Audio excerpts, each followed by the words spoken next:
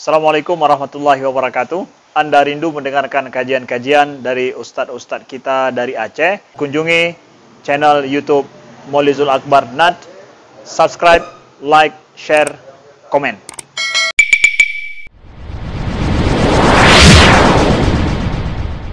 Kalau minggu kemarin kita bahas menjadi motivasi untuk beramal saleh, maka siang ini kita akan bahas bahawa dengan adanya iman terhadap hari pembalasan, maka itu akan menjaga kita, mengingatkan kita untuk tidak terjerumus ke dalam dosa. Karena setiap dosa kalau dibawa mati tidak taubat sebelum matinya, maka dosa itu tetap akan dijadikan alasan untuk memasukkan kita ke dalam neraka, kecuali orang-orang yang dimaafkan Allah Subhanahu wa taala.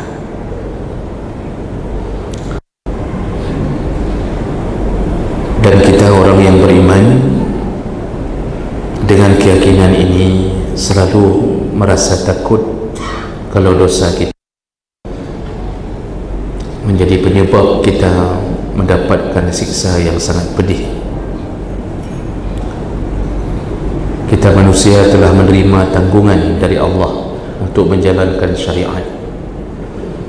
Ketika gunung, kemudian makhluk yang lain semuanya menolak untuk menanggung beban amanah, kita menerimanya. Allah Subhanahu wa taala menyebutkan kullu nafsin bima kasabat rahina.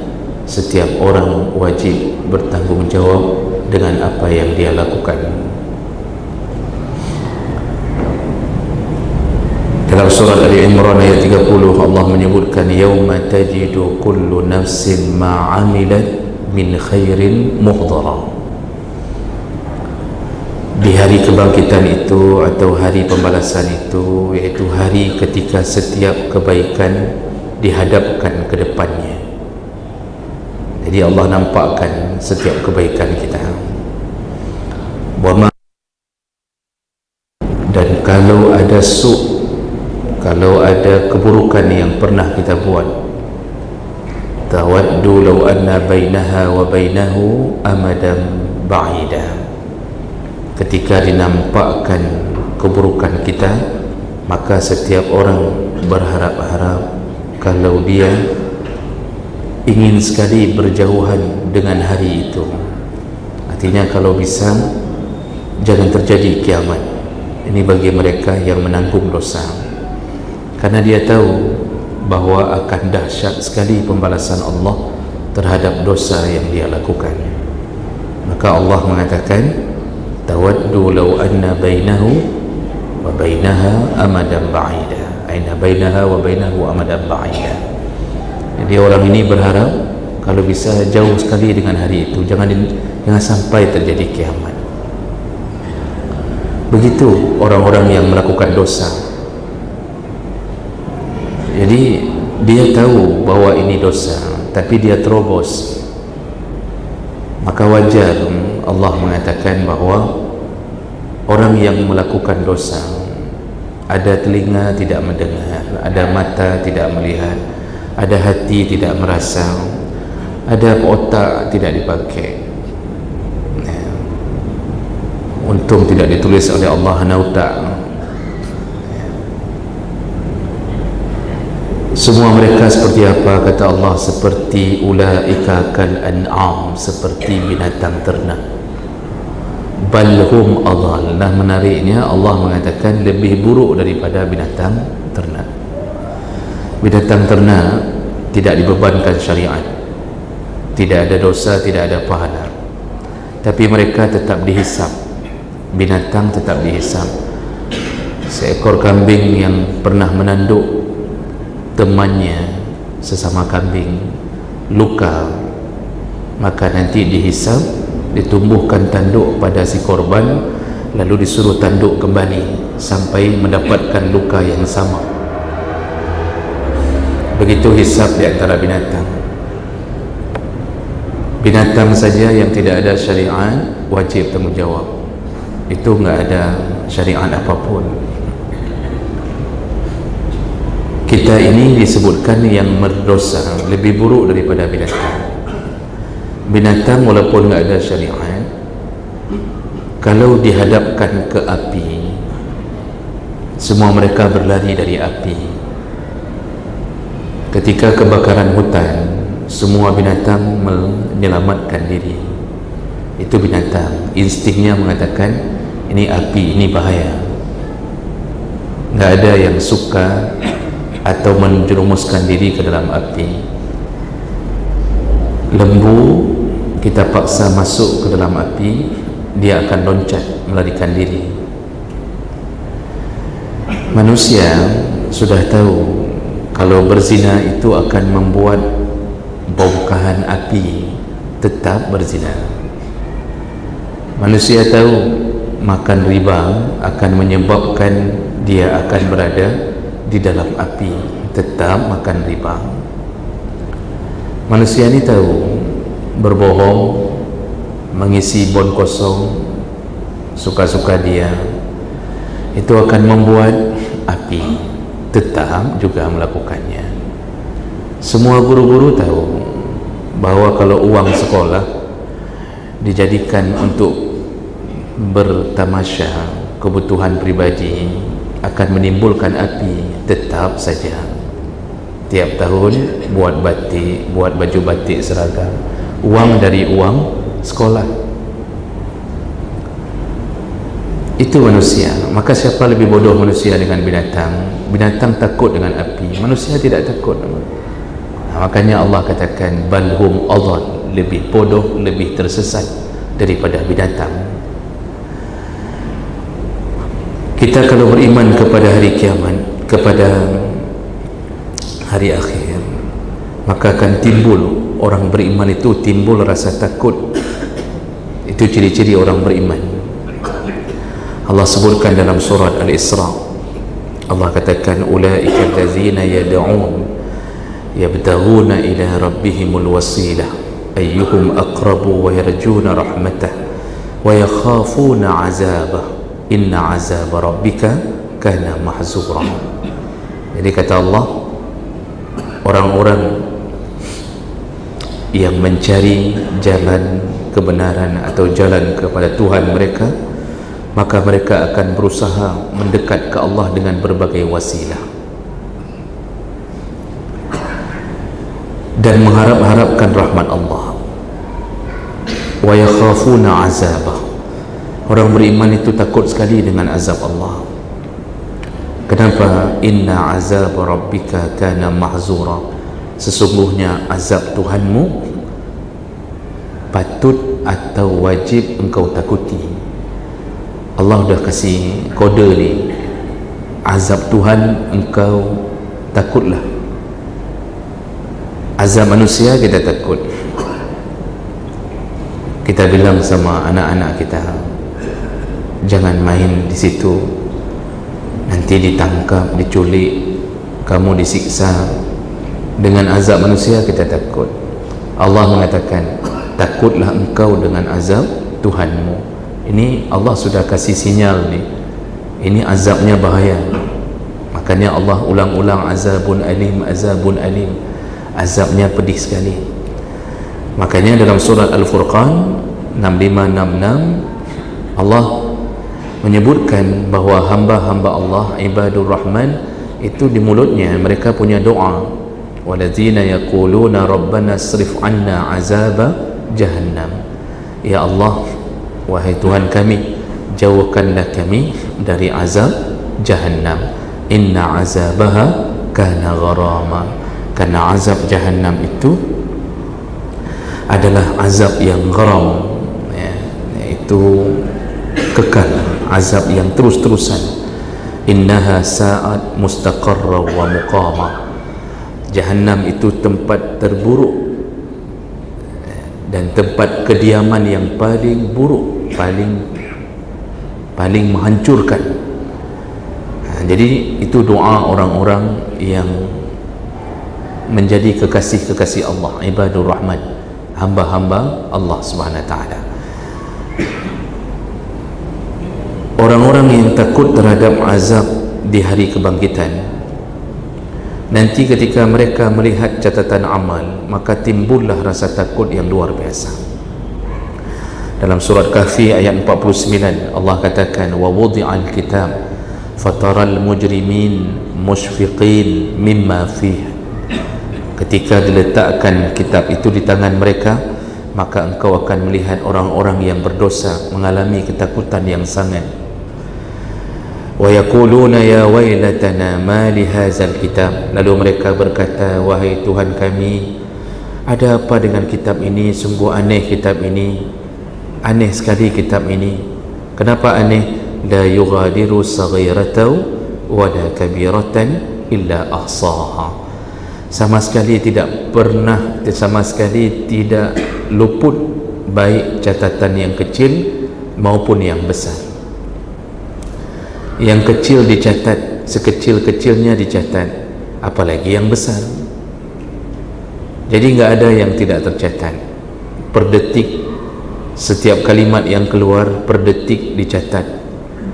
Dalam tafsir Ibnu Katsir kita sudah pernah belajar bahawa kalimat yang kita keluarkan dari mulut semuanya dikumpulkan dulu, dicatat oleh malaikat, dikumpulkan dulu, nanti baru difilter oleh Allah. Ini kalimat mubah, tidak mengapa. Asal kita panggil anak kita panggil cuci piring, itu kalimat yang mubah.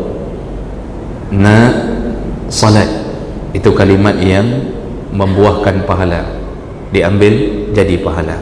Yang mubah-mubah, yang tidak berdosa dipinggirkan, yang berdosa dicatat jadi dosa. Setiap kalimat panggilan wahai dicatat, merintih dalam kesakitan dicatat. Waktu Imam Ahmad bin Hanbal sakit, sempat keluar dari mulutnya rintihan. Rintihan itu kan cuma suara saja, enggak ada kalimatnya. Diingatkan oleh sahabatnya, sesama ulama, janganlah engkau merintih seakan-akan engkau tidak menerima ketentuan Allah kepadamu. Semenjak itu Imam Hanbali tidak lagi mengeluarkan suara menahan rasa sakit, takut, khawatir hatinya merasa bahawa dia tidak terima dengan ketentuan Allah. Makanya kita kalau sakit gigi, terima saja ya, jangan merintih terlalu panjang ya. Karena itu tergantung suasana hati. Khawatir kita ada sedikit terbersit, enggak terima apa yang diberikan Allah. Makanya catatan itu mengerikan. Catatan amal kita itu dahsyat sekali ya, proses pencatatannya. Orang-orang jahiliyah itu orang yang tidak percaya pada hari kebangkitan sebelum datangnya Nabi SAW. Mereka berkata, wa qalu in hiya illa hayatuna dunya wa ma nahnu bimab'usin. Kata mereka, dunia inilah yang sekarang kita nikmati, inilah dunia kita. Kita enggak ada lagi bangkit setelah ini. Setelah mati sudah habis. Maka nikmatilah dunia. Maka mereka bersenang-senang. Makanya orang yang tidak percaya kepada hari akhir itu habiskan dunianya, dia habiskan di dunia. Dalam pikirannya cuma bersenang-senang saja. Pergi sana, pergi sini. Kalau untuk wisata ke 3 negara, Malaysia, Singapura, Thailand, berapa juta pun dia habiskan. Untuk sedekah enggak berani dia keluarkan.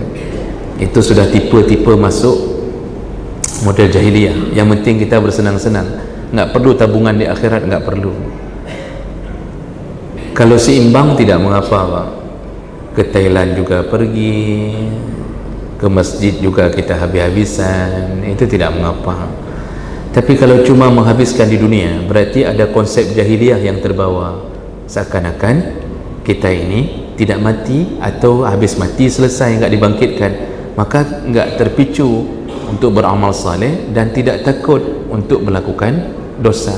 Makanya orang-orang barat tu, orang-orang kafir itu enggak takut, enggak ada apa penghalang-penghalang melakukan dosa, tidak ada. Mereka berkumpul, semuanya buka aurat, duduk di pantai-pantai itu hampir telanjang, untung ada benang-benang sedikit yang menutupi. Seandainya pun itu dibolehkan, mereka akan telanjang. Minumannya khamar, main judi siang malam, berzina. Itu kenapa? Karena mereka yakin bahwa kita ini aman, nggak ada hari pembalasan yang dipikirkan oleh orang Islam itu nggak ada. Neraka itu dongeng belaka. Bahkan yang lebih parah lagi, mereka meyakini bahwa seluruh penganut agama mereka wajib masuk surga, Nah, jadi nggak ada yang nanti di neraka. Asal sudah beriman dengan Tuhan mereka, amal nggak perlu. Yang penting beriman saja, diselamatkan oleh Tuhan mereka. Begitu prinsip yang dibangun. Jawab mereka Allah Subhanahu Wa Taala. Makanya orang yang percaya kepada hari akhir itu selalu berjaga-jaga. Allah mengatakan, contoh, ini kata Allah langsung. Kata Allah, orang yang nggak percaya hari pembalasan, bahwa dosanya akan dibalas, dia akan melakukan dosa. Dalam surat Al-Mutaffifin, Allah mengatakan, wailul lil mutaffifin, celakalah, nerakalah bagi mutaffif. Munaffif itu kita tahu orang yang mengurangi timbangan, yang curang dalam timbangannya. Allazina izaktalu 'alan nas yastawfun. Orang-orang itu kalau barangnya ditakar orang, dia minta untuk disempurnakan. Wa iza kaluhum aw wazanuhum yukhsirun. Kalau nimbang barang orang, mereka akan menguranginya. Jadi kalau barang dia harus sempurna, nggak boleh kurang. Kalau barang orang, dia kurangi. Apa kata Allah? Alla yadhunnu ulaika annahum mab'usun. Tidakkah engkau tahu, wahai para pedagang?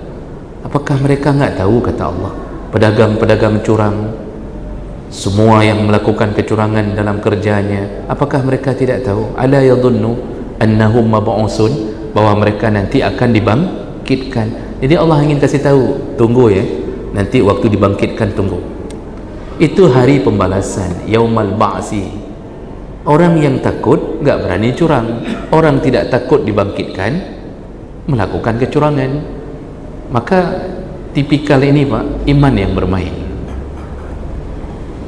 Pedagang-pedagang yang curang itu enggak takut Pak. Kita beli beras 15 kilo 1 sak, tapi dikuranginya setiap hari Pak.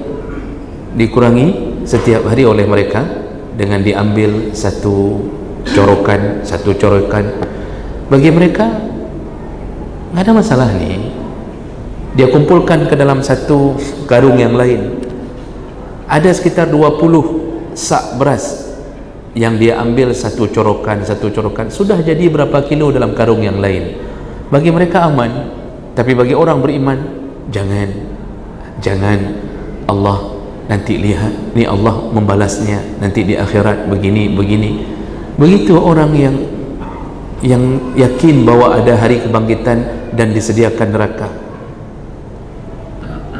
Mutaffif, kalau kita baca syarah tafsirnya, itu memang yang ditujukan pertama pada pedagang. Karena dulu memang di masa Nabi rata-rata para sahabat berdagang. Jadi ditujukanlah ayat itu untuk kebiasaan mereka mencari rezeki dengan cara berdagang.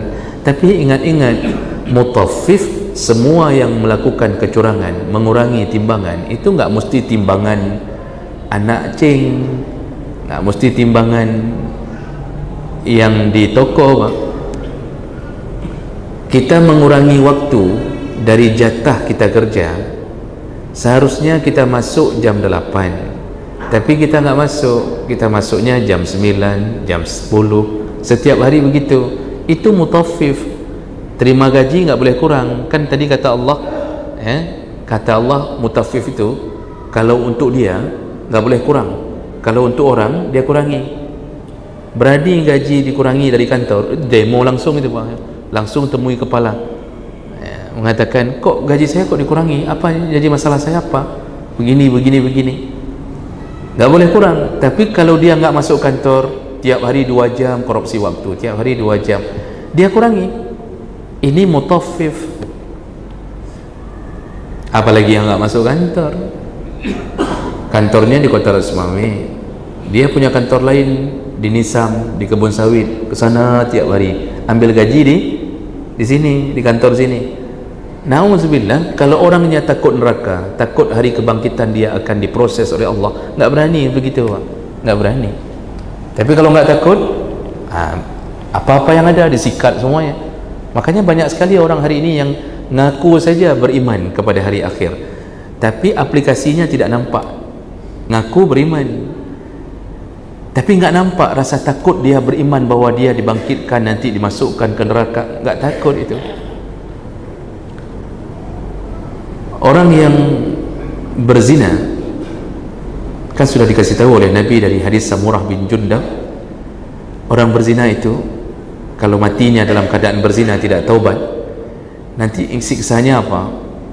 Dimasukkan ke dalam periuk kuali, dalam dandang, bahasa Inggrisnya dandang, dimasukkan dalam kuali, jadi direbus dengan api neraka. Dalam kuali itu direbus, mereka telanjang semuanya, direbus, laki-laki dan perempuan, dan itu menjadi siksa sepanjang zaman sampai seimbang dengan dosa mereka.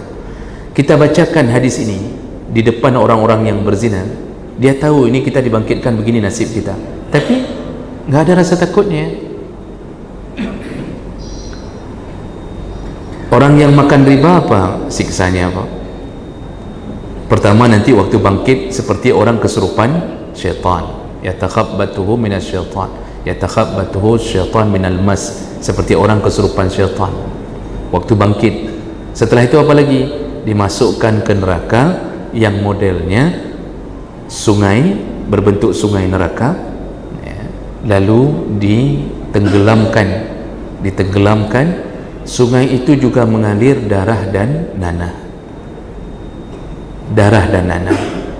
Lalu kemudian orang ini begitu menderitanya, mencoba berenang menuju ke samping, ke tepian. Begitu hampir sampai ke tepian, dihantam oleh malaikat dengan batu besar, tenggelam lagi ke tengah sungai. Begitu lagi dari tengah panasnya neraka, minum darah dan nanah dari semua penduduk neraka. Dengar, tahu, tetap juga makan riba, tetap juga melakukan itu. Nggak ada rasa takut. Makanya banyak orang hari ini cuma mengaku saja, beriman tidak, beriman, tapi aplikasinya nggak nampak bahwa dia beriman. Orang-orang yang mati dalam miras oplosan, kata Nabi, semua yang mati dalam keadaan kecanduan narkoba, miras, nanti wallahi, kata Nabi, demi Allah, wallazi nafsu Muhammadin biadih, demi jiwa Muhammad di tangan Allah, semua yang mati dalam urusan khamar dan yang sejenis, sabu-sabu, apa saja yang sejenis, maka mereka dipastikan la yashrabanna min tinatil khabal, mereka dipastikan akan minum tinatul khabal. Sahabat nggak pernah dengar tinatul khabal. Lalu sahabat bertanya, apa itu tinatul khabal ya Rasulullah? Rasulullah mengatakan, yaitu sadidun min ahlin nar, darah bercampur nanah dari penduduk neraka. Jadi dikumpulkan darah dan nanah mereka, diminumkanlah kepada orang yang mati dalam keadaan tidak taubat dari khamar dan sejenisnya. Berhentikah hari ini anak-anak muda Aceh setelah mengetahui tentang nasibnya nanti? Tidak berhenti, makin ke pelosok kampung, makin menggila sabu-sabu. Dahsyat sekali orang hari ini. Makanya wajar kalau seandainya nanti ketika dicampakkan neraka, kan diejek sama malaikat. Dalam surat Muluk kan malaikat mengatakan tu, setelah digumpal-gumpal, diikat seperti kacang rebus, jadi dicampaknya bukan satu-satu. Orang-orang dosa itu dicampak dengan cara diikat rame-rame. Malaikat ngikat kan mudah sekali, kita ngikat orang payah melawan sana. Malaikat diikat rame-rame, lalu sebelum dicampak mereka ditanya oleh malaikat, disindir, alam ya'tikum nazir, dulu enggak datang yang memberi peringatan kepadamu? Enggak sampaikah peringatan kepadamu? Lalu mereka sebelum dicampak semua menjawab, qalu bala qad ja'ana nazir, sudah datang, kami tahu bahwa ini haram, kami tahu bahwa ini enggak boleh, semuanya tahu. Nah, setelah itu barulah dihambur sama mereka, dicampak dengan cara layumbazanna. Ya, dicampaknya bukan baik-baik, ya, dicampak dengan seburuk-buruknya lemparan. Orang-orang yang ngupat sudah tahu nanti waktu di hari kiamat nasibnya bagaimana. Mereka para pengupat akan dikumpulkan ke dalam satu neraka khusus VIP untuk para pengupat di dunia, yaitu neraka Hutamah. Allah sindir dalam ayat, wailul likulli humazatil lumazah, nerakalah bagi mereka yang melakukan humazah dan lumazah, yaitu yang mengupat dan mengejek-ngejek orang. Ini mengupat ini nggak mesti dengan mulut. WA bisa jadi bahan ngupat, di grup WA bisa jadi untuk lumazah, ngejek-ngejek orang, sindir-sindir orang. Masukkan ke grup WA agar ada yang tersindir, ada yang tersinggung. Hati-hati bermain dengan tulisan, karena kedudukan tulisan sama dengan lisan, bahkan lebih buruk hari ini, lebih buruk. Nah, kemudian Allah katakan allazi jama'a malahu wa'addadah, orang-orang yang ngupat itu nanti, kata Allah, mereka kebanyakannya adalah yang mengumpulkan harta dan menghitung-hitungnya. Lalu Allah sambung, yahsabu anna malahu akhladah, mereka mengira harta mereka bisa mengekalkan hidup dan umur mereka di dunia. Kalla, kata Allah, sekali-kali tidak. Layumbazanna fil hutamah, nanti dicampak ke dalam neraka. Nah, coba lihat, Allah sudah bilang kan dari awal, yang ngupat masuk dengan neraka dengan cara dicampak ke dalam neraka hutamah. Tapi tadi ada kalimat allazi jama'a malahu wa addadah, yaitu yang mengumpulkan harta dan menghitung-hitungnya. Tentu kita berfikir apa hubungannya mengupat dengan mengumpulkan harta. Dan ternyata setelah kita baca tafsir, kita dapatkan pengupat terbanyak dari kalangan orang yang sudah punya harta. Orang kalau sudah kaya, Pak, kaya nggak mesti kaya sekali. Yang sudah punya gaji tetap, setiap tanggal 1 keluar gaji, tanggal 25 keluar gaji bagi BUMN misal. Mereka sudah tahu mereka akan dapat penghasilan yang tetap. Jadi mereka merasa nyaman untuk membicarakan orang lain karena tinggal duduk-duduk keluar gaji. Makanya orang yang punya uang lebih cenderung punya waktu untuk ngupat, karena dia yakin bahwa besok kita sudah ada makan. Makanya kalau istri-istri yang punya uang, Pak, istri-istri orang yang punya uang nih, itu sore-sore kalau nggak ada kerja, itu kan duduk kumpul di rangkang, di balai, di komplek, kumpul. Kerjanya apa? Ngupat. Itu kena semua tuh, mulai dari lapisan terbawah sampai pak kecil di kampung itu kena, pak camat kena, gubernur kan, semuanya kena itu. Ya, tuha apa, tuha lapan ni pegenang mandung, data badainya mandung dibereskan. Itu duduknya ketawa-ketawa, ngupat lagi, begitu. Kenapa ini? Ada apa dengan ibu-ibu ini contohnya? Mereka merasa aman, uang belanja sudah ada, akhir bulan nanti tinggal tunggu awal bulan, sudah ada uang, maka ada waktu untuk ngupat. Orang miskin pingin ngupat, pingin ngumpul, pingin buat juga kegiatan PKK, Dharma Wanita. Namun orang miskin tak ada waktu.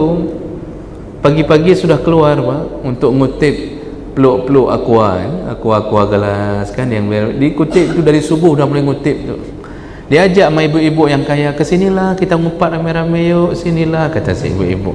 Orang miskin mengatakan gak ada waktu, saya harus cari ini, kalau enggak ada uang.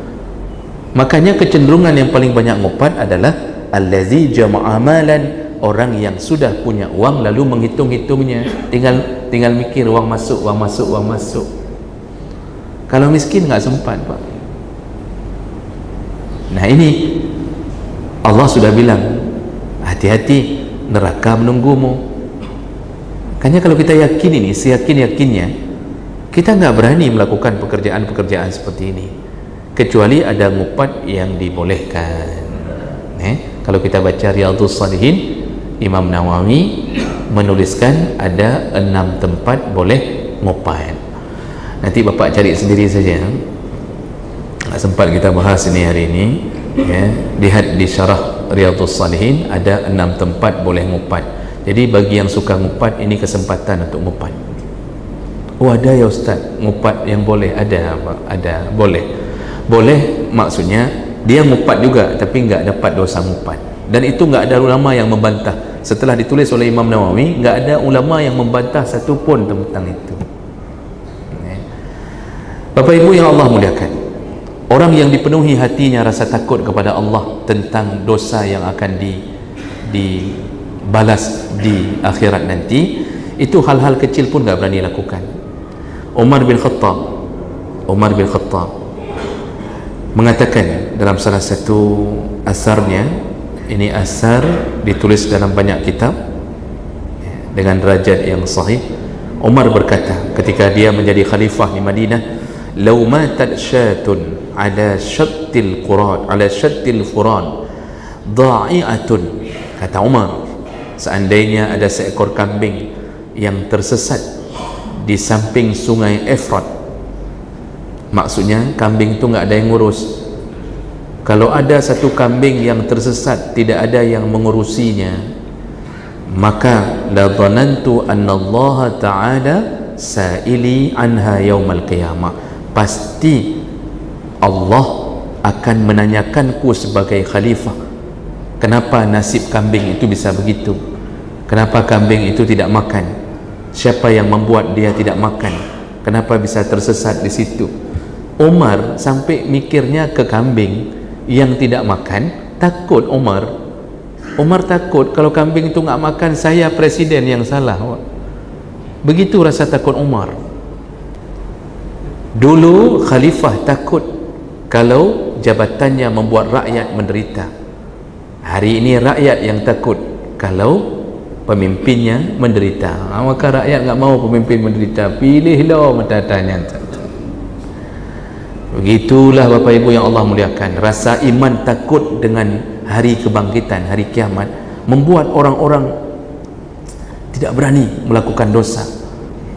Umar bin Abdul Aziz yang dijuluki khalifah kelima dari Bani Umayyah, kan nggak masuk akal lah, tapi beliau lakukan itu. Ketika seseorang datang bertanya, curhat kepadanya, dia tanya dulu mau curhat masalah apa. Kalau masalah negara, kita pakai lampu PLN. Kalau curhatnya pribadi, dia matikan lampu PLN. Ini lampu negara, nggak boleh pakai. Kita hidupkan saja lampu pribadi. Dihidupkan lampu pribadi oleh Umar bin Abdul Aziz. Lilin pribadi dihidupkan. Nggak mau dia pakai lampu negara. Kalau bicara masalah negara, pakai fasilitas negara. Bicara masalah pribadi, pakai fasilitas pribadi. Sampai segitunya dia tanya sama orang yang mendatanginya. Rasa takutnya kepada Allah Subhanahu wa ta'ala, takut sekali. Hari ini orang tidak peduli mau punya negara mau tidak, disikat habis semuanya. Mobil-mobil dinas dipakai suka-suka, yang plat-plat merah kadang-kadang kita lihat di tempat-tempat wisata, ngisi di SPBU, ambil bon tagih ke kantor. Nggak ada takutnya. SPPD, perjalanan dibuat saja manipulasi, datang ke hotel lalu kerjasama sama petugas hotel, tolong tanda tangan sebentar, kamu dapat ini 200.000 ya, untuk tanda tangan aja 200.000 kan okey kali udah tu. Petugas hotel juga agak bengak-bengak sedikit, tak pernah ikut pengajian, rasa takut nggak ada, senang sekali. Ada sekitar 10 bon SPPD, ada 10 bon Pak, 10 kali 200.000, paling 1 juta. Ini penceramah kah bang? 200.000 Pak kali 10 bon, tinggal tanda tangan sama pegawai hotel, bahwa pura-pura bahwa sudah tidur di situ, padahal sudah dibudgetkan untuk tidur di situ. Ini budgetnya sekian, 200.000 cuma dia bayar, yang lain masuk kantong semua.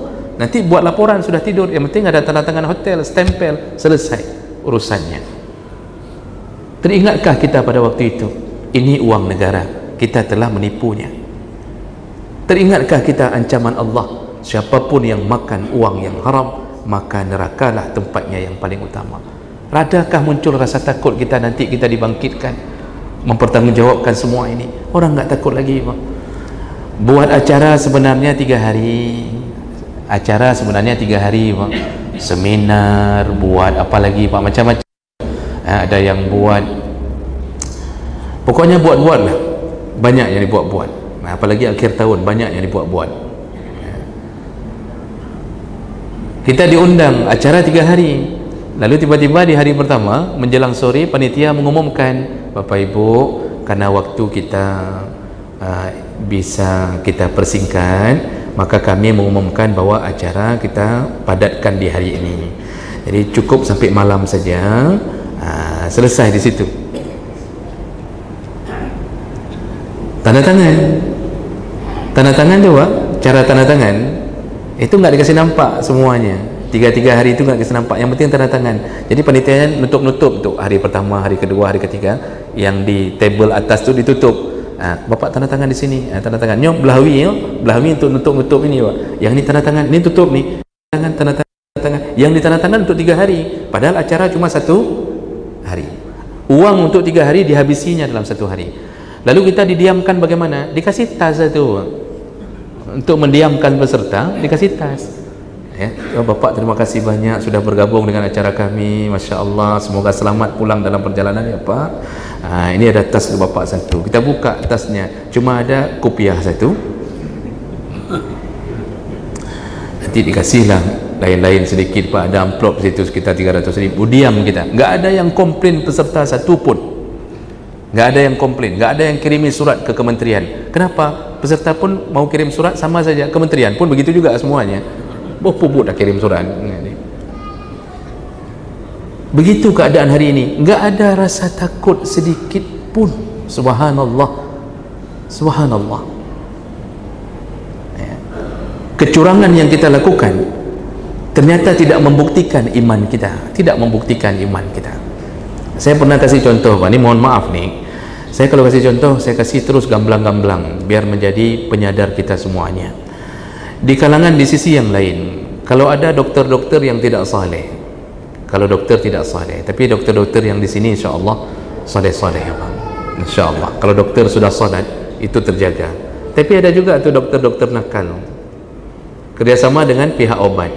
Pihak obat mengatakan, kalau Bapak bisa habiskan obat kami dalam setahun, Bapak tinggal pilih saja mau ke Hong Kong atau rumah 2 tingkat, atau Bapak mau apa, Pajero yang 3 pintu atau yang nggak pakai pintu. Itu ditawarkan begitu, Pak. Ini dokter nakal yang nggak pernah salat jamaah, yang nggak ada imannya, Pak. Itu kesempatan, Pak. Nggak mikir itu hari kiamat dia tanggung jawab, nggak mikir. Apa yang dilakukan? Semua pasien dikasih obat itu semuanya. Mau sakit perut, mau sakit kepala, mau sakit mata. Pokoknya obat itu harus habis. Harus habis. Begitu. Dikasihlah. Datang tukang obat. Oh, terima kasih Bapak. Terima kasih sudah dihabiskan. Masya Allah. Silahkan Bapak, ini hadiah untuk Bapak sekian persen. Subhanallah. Pasien yang sakit kepala berubah jadi sakit perut. Nggak ada kejujurannya. Kenapa? Iman kepada hari akhir tidak nampak, tidak nampak. Disinilah kita bermain, Pak. Maka kemunafikan itu muncul bukan dengan bicaranya seseorang. Kalau bicara boleh manis, penceramah di mana saja kalau bicara boleh manis, Pak. Dia keluarkan ayat, dia keluarkan hadis. Makanya Allah mengatakan, wa minan nasi may yu'jibuka qawluhu fil hayatid dunya. Di antara orang-orang ada yang menakjubkan pembicaraannya. Kalau dia ceramah, menakjubkan kita. Wa yushhidullaha ala ma fi qalbih. Kalau dia bersaksi, dia seakan-akan bersaksi dengan nama Allah dari hatinya yang paling dalam. Padahal kata Allah, wa huwa aladdul khisam, padahal dialah penentang Allah yang paling nyata. Ini kemunafikan terjadi. Makanya na'udzubillah, para ulama dulu, Pak, yang betul-betul saleh, betul-betul beriman, imam Al-Muzani, kalau saya nggak salah Pak, saya ragu ada berapa nama. Ada salah seorang imam, kita sebutlah salah seorang imam, dicatat dalam kejujuran mereka, keluar dari masjid, tertinggal uangnya 1 dinar di masjid. Begitu di tengah-tengah jalan, sudah hampir sampai ke rumah, dia pegang kantongnya, ternyata uangnya nggak ada. Dia yakin tinggal di masjid. Dia balik ke masjid untuk ambil. Dia lihat uang itu ada di tempat dia duduk. Kan sudah barang bukti, ada BB-nya, ada tempat kita duduk, di situ memang kita duduk. Tinggal di situ, dia lihat. Lalu dia lihat saja. Lalu dia balik lagi keluar dari masjid. Ditanya oleh sahabatnya yang melihat keadaan itu, apakah anak kacau mampengnya? Cuma dengan bahasa Arab waktu itu. Apakah anak kacau? Sesama sahabat itu Pak, kan? Kenapa enggak ambil? Itu kan uangmu, engkau duduk di situ tadi. Apa kata ulama ini? Aku tidak berani mengambilnya. Mungkin semenjak aku keluar dari masjid, ada orang yang mungkin juga jatuh uang dia di situ. Timbul keraguan di hatinya, ini uang saya atau uang orang? Begitu rasa takutnya kepada Allah Subhanahu Wa Taala. Takut sekali dia dibereskan di hari hisab nanti. Kita hari ini sendal orang, sendal kita. Kalau ada sendal orang terletak di atas sendal kita, Pak, kita tendang sendal orang, gak ada yang gede. Kita akan mengatakan, saya peduli atas sendal belum. Siapa suruh taruh atas sendal saya? Kita tendang terus, Pak. Nggak peduli orang itu nanti bingung cari sendalnya di paret di mana-mana, nggak peduli kita. Oh, ada sandal kita hilang, kita cari yang mirip-mirip dengan sandal kita, lalu kita langsung buat asumsi sendiri, kayaknya yang punya sandal ini tertukar kayaknya nih. Jadi kita buat sendiri jawabannya, sandal kita hilang, ada yang mirip-mirip dengan sandal kita, kayaknya ini yang orang itu kayaknya salah ambil nih. Padahal orang itu nggak salah ambil, memang sandal kita hilang. Ini sandal yang kita mirip-miripkan itu sandal orang lain lagi. Memang sandal dijual satu cuma untuk kita. Kan banyak yang mirip-mirip, Pak. Banyak sekali yang mirip-mirip. Apalagi yang model-model 30.000 dan dalam plastik itu, Pak. Itu banyak sekali yang mirip-mirip, Pak. Makanya supaya untuk yakin ya digemboklah sebelum masuk ke masjid. Kalau kami dulu di pesantren betul-betul kami gembok, Pak. Jadi jamaah ke Allah. Berapa besar rasa takut kita dengan hari kebangkitan kita dibereskan Allah. Ini yang membuat orang jadi jujur hari ini. Dan jarang sekali menemukan orang seperti ini, Pak. Jarang sekali. Enggak terbayangkan olehnya hidupnya akan ribuan kali lipat lebih susah daripada hanya kehilangan sandal. Kalau orang jujur enggak akan pulang dengan sandal orang, tetap dia pulang dengan jalan kaki tanpa sandal. Apalagi kalau pakai motor metik kan nggak nampak kali, cuma taruh kaki di depan tu nggak nampak lah kali, pulang saja, anggap saja ya sudahlah. Kalau itu rezeki kita, dapat lagi Jumat yang akan datang.